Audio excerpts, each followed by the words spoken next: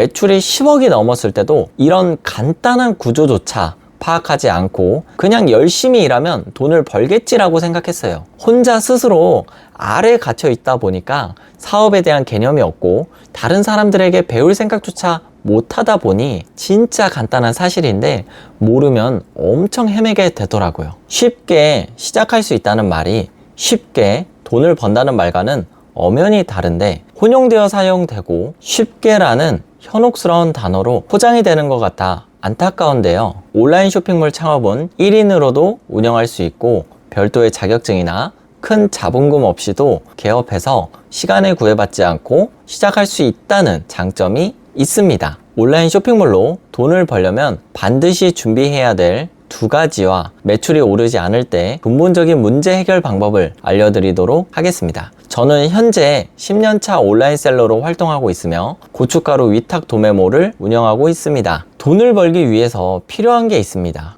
열정, 노력, 이런 마음가짐은 당연하지만 가장 기본적으로 판매할 상품과 두 번째 구매할 사람, 이 두 가지만 제대로 갖춰져 있다면 돈을 벌기 싫어도 벌 수밖에 없습니다. 본질을 잊으면 안 됩니다. 매출이 있어야 되고 매출을 구성하는 근본적인 요소는 상품과 구매자입니다. 상품을 조금 더 구체적으로 살펴보면 상품과 서비스로 좀 나눠볼 수 있을 것 같아요. 저는 고춧가루라는 아이템을 판매하고 있습니다. 이거는 상품이죠. 눈에 보이는 어떤 것, 돈으로 대체할 수 있고 또 먹는 것, 익숙하기도 하고요. 또한 잘 팔릴 것 같기도 하죠. 서비스라는 것은 배달의 민족에서 배달 이용료 같은 것이라고 볼 수 있습니다. 내가 가진 무엇인가를 누군가 대가를 지불하고자 한다면 상품이나 서비스로 보시면 될 것 같습니다. 상품이나 서비스를 구분하지 않고 상품이라고 표현하겠습니다. 내가 돈을 벌고 있지 못한다면 상품이 별로이거나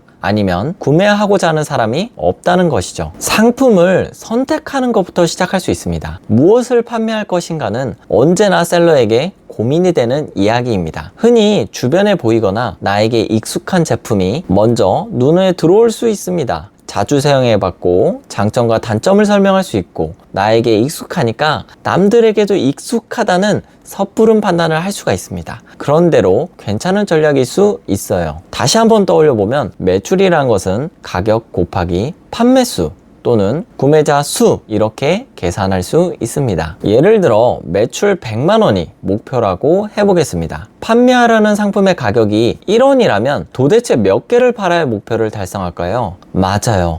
100만 개예요. 무려 100만이라는 수요가 필요합니다. 10개를 구매할 수도 있고 1000개도 구매할 수 있겠지만 한 명당 한 개만 필요한 상황이라면 100만 명이 구매해야 목표가 달성되는 아찔한 상황입니다. 너무 어려운 과제예요. 여기서 가격을 1000원으로만 올려볼게요. 절대적인 수치가 1000배 상승했지만 상대적으로 보면 1000원밖에 안 되는 상품입니다. 그럼 어떻게 되죠? 1000명만 있으면 됩니다. 100만 명은 까마득하고 불가능한데 1000명은 온라인에서 해볼 만한 수치라고 여겨지시나요? 그렇게 생각이 드시나요? 그러면 여기서 한 번 더 생각해 보자고요. 1만 원이면 어때요? 절대적으로나 상대적으로나 상품에 따라 조금 다를 수 있겠지만 소비하는 입장에서는 큰 돈이 아니에요. 그럼 100명만 구매한다면 100만 원 매출이 달성하게 됩니다. 훨씬 더 쉬워졌죠. 상품을 선택할 때 수요가 있는지 없는지 또한 얼마나 되는지 정확하게 상상하는 것은 되게 어려운 일이에요. 판매 가격을 결정하는 게 어려울 수 있거든요. 어렵게 생각하지 말고 우리가 늘 하고 있는 검색을 해보면 됩니다. 내가 판매할 상품을 네이버 쇼핑에 검색해서 이 정도 가격이구나. 최근 한 달 리뷰가 한 10개 정도 달렸네. 그럼 수요가 이 정도 되지 않을까? 이렇게 해볼 수도 있고 판다랭크라는 사이트에 들어가 보면 판매하려는 상품의 시장 조사 결과를 볼 수 있어요. 또한 카테고리로 나눠서 어떤 상품이 판매가 잘 되고 있는지 소싱할 수도 있고요. 제가 온라인 쇼핑몰을 시작하고 매출이 10억이 넘었을 때도 이런 간단한 구조조차 파악하지 않고 그냥 열심히 일하면 돈을 벌겠지라고 생각했어요. 혼자 스스로 알에 갇혀 있다 보니까 사업에 대한 개념이 없고 다른 사람들에게 배울 생각조차 못하다 보니 진짜 최근에서야 이런 구조들을 알게 됐고 구조를 보니까 문제가 발생했을 때 어떻게 수정하고 방향을 바꿔야 하는지 알게 되더라고요. 진짜 간단한 사실인데 모르면 엄청 헤매게 되더라고요. 매출이 발생하려면 반드시 두 가지를 기억해야 합니다. 상품과 구매자.